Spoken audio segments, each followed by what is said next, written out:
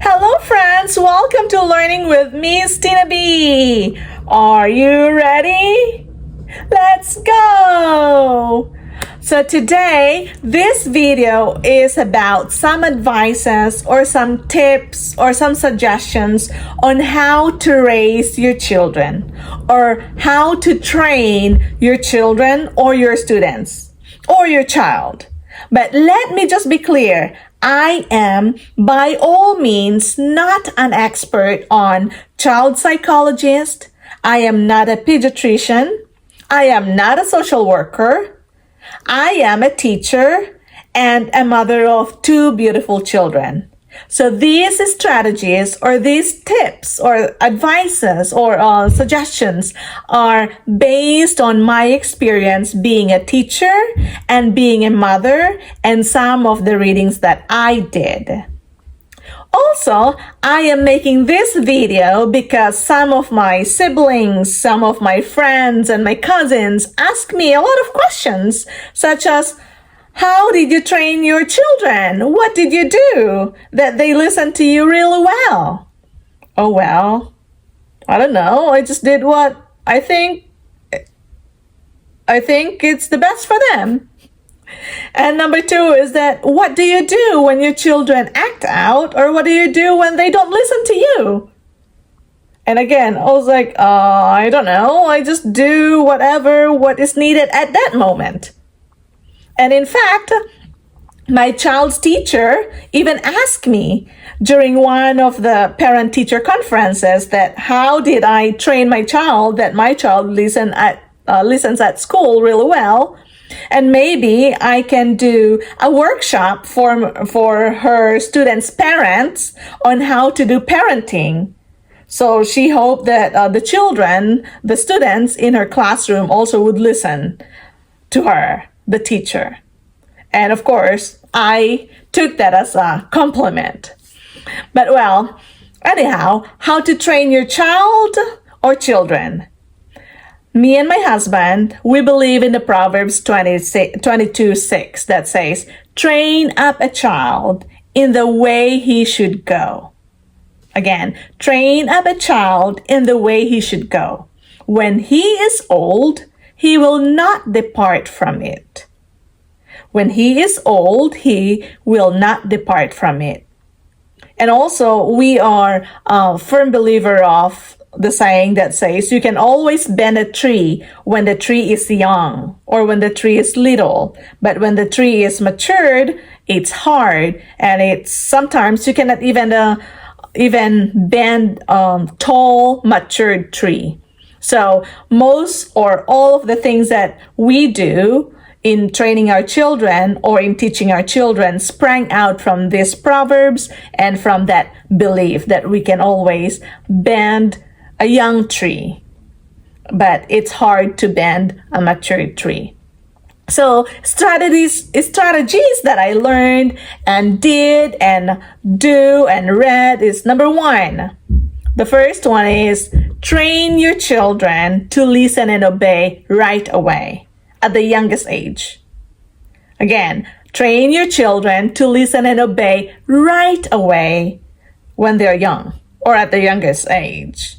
It's never late to train them to listen and obey right away. So if you tell them or ask them to do something and they don't listen, you count on them.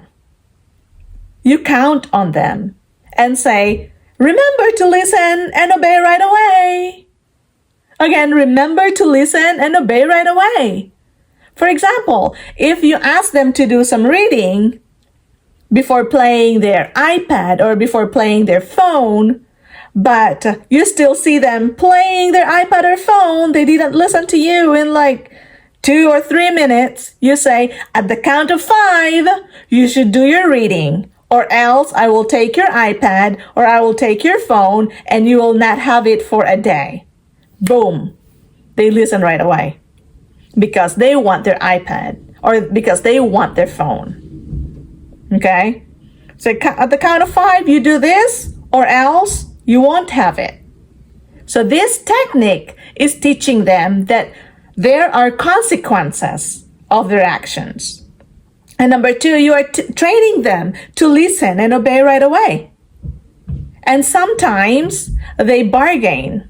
Sometimes they negotiate. And that is also okay because they are learning negotiation skills. Like, for example, you tell them like, okay, after 5 minutes, you should be reading instead of playing your iPad. They would say, what about 10 minutes? After 10 minutes, and I would say, okay, what about 8 minutes? So in that process, you are negotiating with them and they're also negotiating with you, which means they're learning negotiation skills.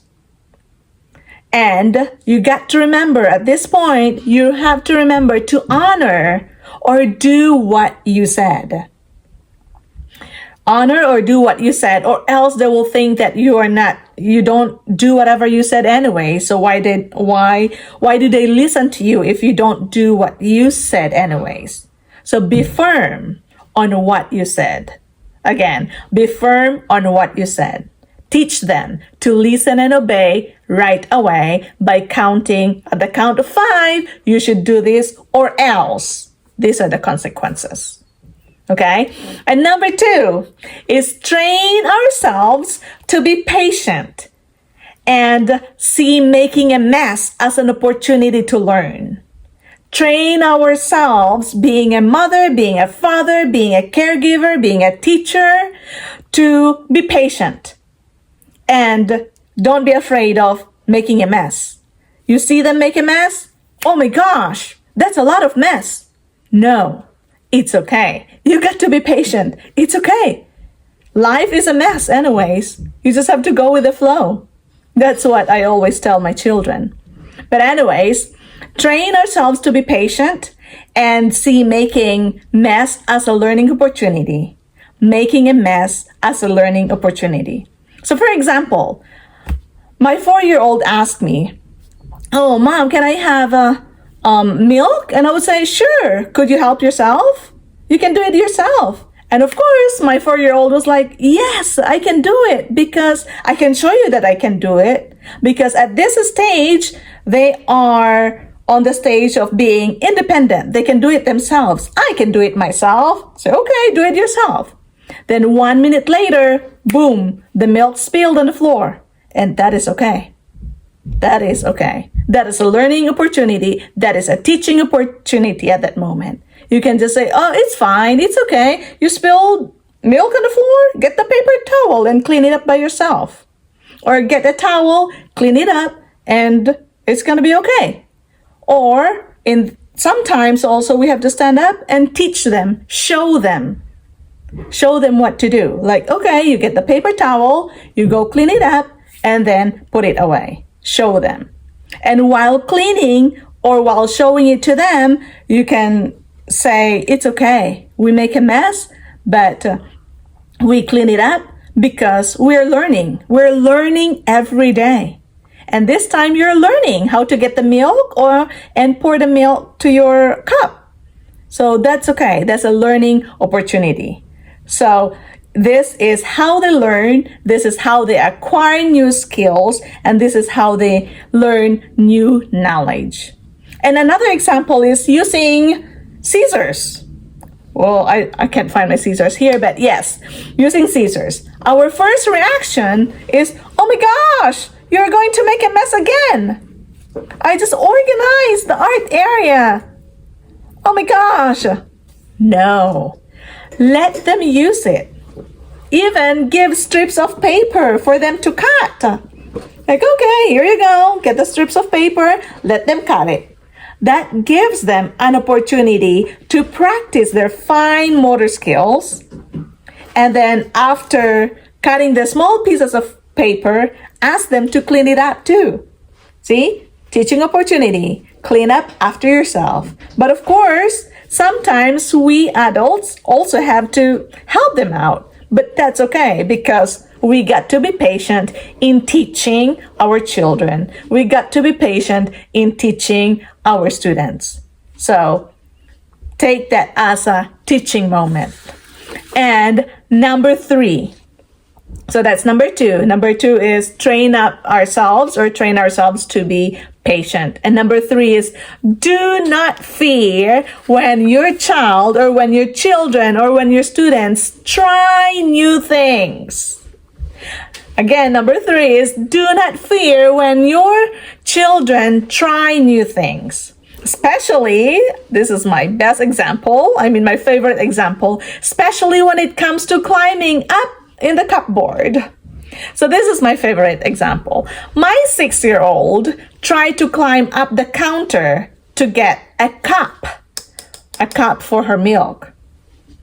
Of course, our first reaction is like, oh my gosh, you're going to fall. Don't do that. Don't climb on the counter because you might fall. Yes, that is true.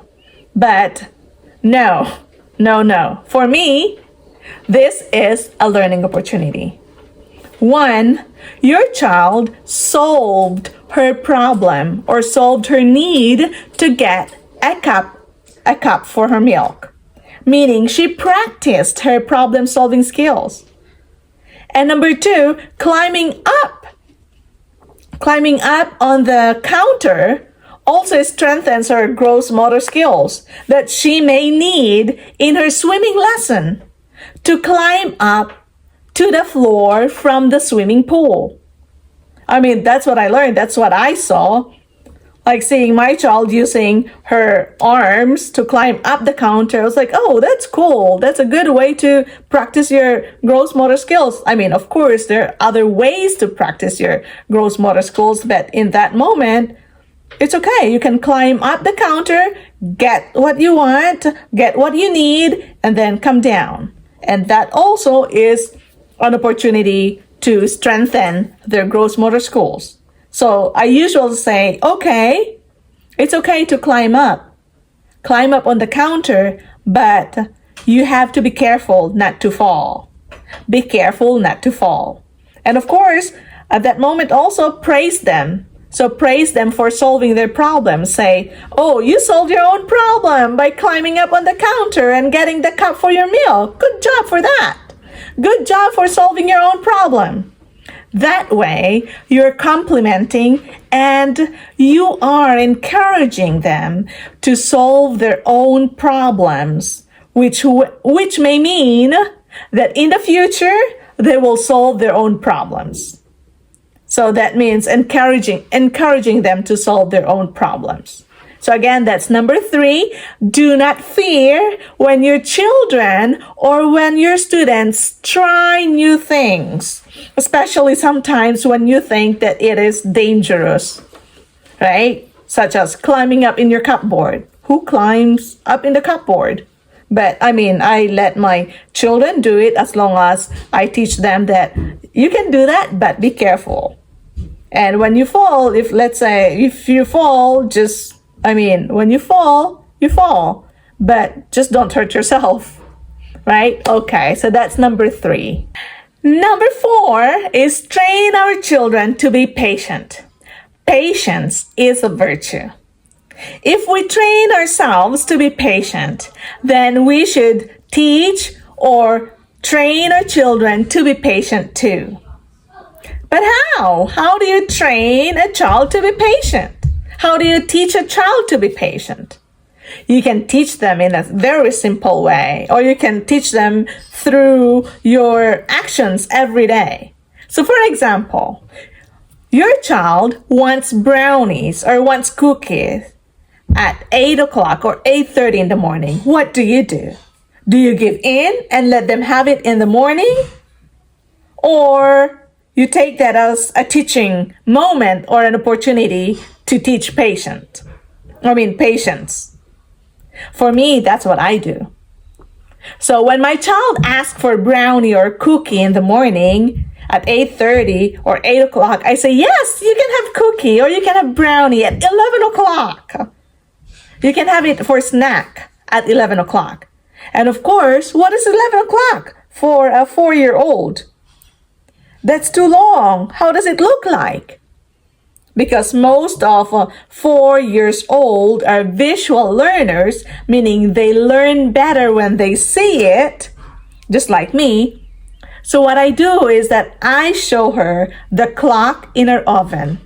I say, this is our clock. Look at this. It's 8:30 right now. So you will have it at 11 o'clock. So what is 11 o'clock? I get a piece of paper or a sticky note and I write down 11 o'clock. So this is 11 o'clock. You can have the cookies or you can have brownies at 11 o'clock. And I put this one beside our oven clock. So I put this piece of paper at beside our oven clock.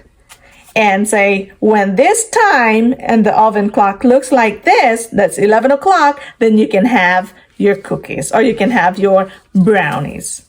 So again, that is teaching patience. That is teaching patience. So there's one way of teaching them to be patient. Okay?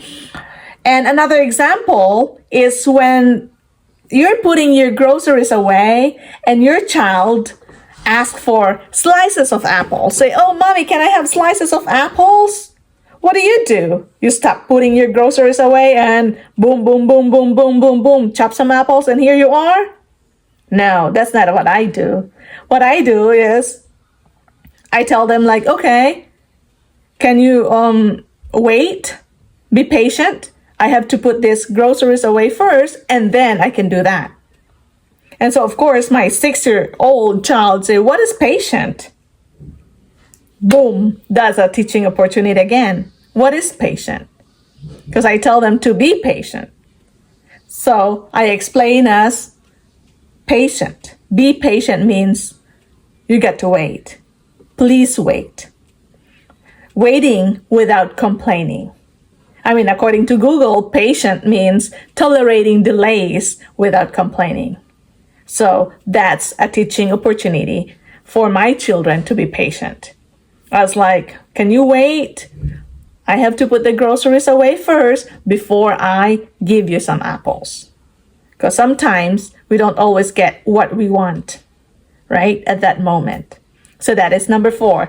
Train our children to be patient, as patience is a virtue. And number 5 is be careful. Be careful of what? Be careful of praising our child or our children or our students. I mean, what I am trying to say is praising your children or your students are great actions to boost their self-confidence, right? But praise your children specifically, praise your children clearly, and praise your children by focusing on the process and their progress. So one example is that instead of saying, I am proud of you, I am proud of you for what? You can say, I am proud of you for your hard work. You practice a lot with your doing your piano. You practice a lot in your piano. You worked hard and now you did a wonderful job in your recital. And another example is that you did good at the store. You did good at the store is a general praise or general comment. So instead of saying, you did good at the store, you can say, oh, I am happy that you were patient at the store. There again, patient. You were patient at the store when we were looking for the things that we need. Or you can say, oh, I am happy, very good for being patient during the checkout or waiting patiently during checking out or at the checkout area. So this is a specific praise. So next time your child or your children would do it again when you go to the store. Okay. So another example is for praising is that we always say, wow, you are the best ever. Or wow, you're the best soccer player. Is that really true? I don't know. Is that sincere praise? I don't know. Because I don't know if your child is really the best soccer player or my child is really the best soccer player. No. So instead of saying, wow, you're the best soccer player ever, say, I really like the way you kicked and tried to get the ball from your opponent. you did some techniques or you did some strategies to get the ball from your opponent. That's great. So instead of saying, great job, you're the best soccer player ever. Okay? And next, praising your children or students specifically, sincerely, clearly, and focusing on their process and their progress will help them gain self-confidence with a growth mindset and not think that they are always better than the others, right? So you got to praise them specifically, sincerely, clearly, and focusing on the process and their progress. So I specifically like two guides of praising or not praising your child by Paul L. Underwood in the New York Times. This is a reading from August 2022 that says, Are You Overpraising Your Child? By Paul Underwood. He mentioned a lot of things, but I just want to share two of my favorite things that he mentioned. So he mentioned, number one, praise the process, not the person. So be careful of saying, great job, you are so smart, because these praises could have a harmful effect to the child. This is according to Dr. Carol S. Dweck, a psychology professor that Paul Underwood mentioned. Because based on Dr. Dweck's studies, children felt pressured to live up to their parents' praise, and this in turn could lead to panic and anxiety, developing fixed mindset. And what is fixed mindset? Fixed mindset can be defined as belief that you're talented, you're intelligent, you have the skills, you have the qualities that are fixed and they're innate in you and they cannot be changed. This is according to Carol Dweck. So based on her research, children are afraid to challenge themselves out of fear of letting their parents down. So meaning praise the process, not the person. So you praise the process, what your child is doing, not the person. And number two is that don't praise by comparison. That is, he mentioned don't praise or do not praise by comparison. Paul Underwood example was, wow, you jumped in the water all by yourself when your friends were too scared. That's something else. Or another example is, look, your friend is better. Your friend is eating her food and you are not. Or, wow, you can ride your bike better than your friends. This fosters a necessary sense of competition, and it does not actually motivate your child or your children, according to Corpus and Goods research, because you are comparing. So don't praise by comparison. Don't compare your child. Oh, wow, you're better than this. Because that would make themselves, boost their self-confidence in something negative way. Because what they think is they're better than the others. Okay? So the bottom line is in training our children, teaching our children, and a lot of strategies on how to train our children. The bottom line is see things in a positive way and with a growth mindset. All things that we do and do not do are learning opportunities for our children. All things that we do are learning opportunities for our children and or our students, such as making a mess. Think it as a teaching opportunity. Think it as a learning opportunity for your children. Number two, being the last in any competition or in the line. Getting what you get and don't get upset. Think it as a teaching opportunity or teaching opportunity or a learning opportunity that in reality, we do not always get what we want. So teach that to your child now while your child is still young, because it's too hard. in life because we don't always get what we want.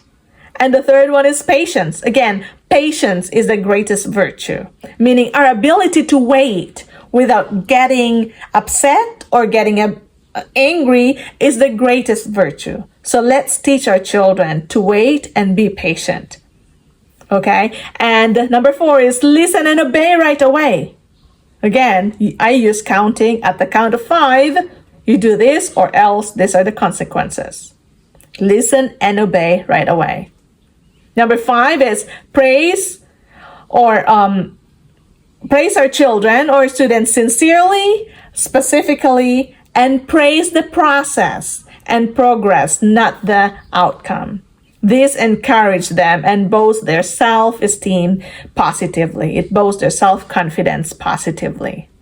So those are the 5 techniques or 5 tips that I used with my students and I used with my children. It seems to work. It worked. So, yeah. So remember to like and subscribe to my YouTube channel at Learning with Miss Tina B for more educational videos. Thank you, friends, and see you later.